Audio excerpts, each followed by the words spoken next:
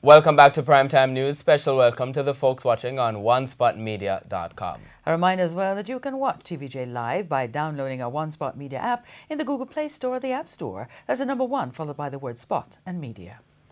Motorists may have to fork out more money to use the north-south highway, which leads from St. Catherine to Ocho Rios. The increase, which should begin on September 9, can be as high as 31% or as low as 14%. Transport Minister Mike Henry made the announcement today via a release to the media. TVJ's Andrea Chisholm reports. Some people argue that it's already too expensive to use the north-south highway, which links St. Catherine to Ocho Rios, St. Anne. There's even suggestions by some that the road may become a white elephant. But the operators of the highway, built by the Chinese, have written to Transport Minister Mike Henry asking for a markup. If you drive a Class 1 vehicle from Caymanas St. Catherine to Mame Bay Ocho Rios, the proposal is for you to pay roughly $1,430. For Class 2 vehicles, it's over $400 more one way, bringing the proposal to almost $2,870.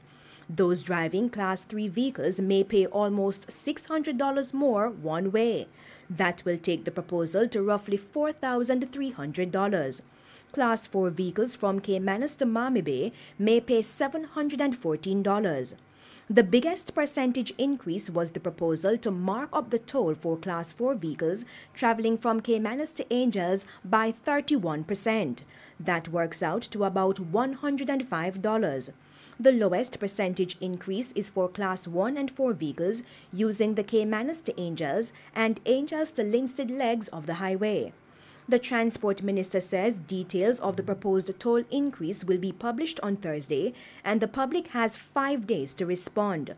Mike Henry says the government will ensure alternative routes are maintained at a high standard. Earlier this year, officials from the National Road Operating and Constructing Company NROC said the toll roads were operating at a loss. Andrea Chisholm, TVJ News.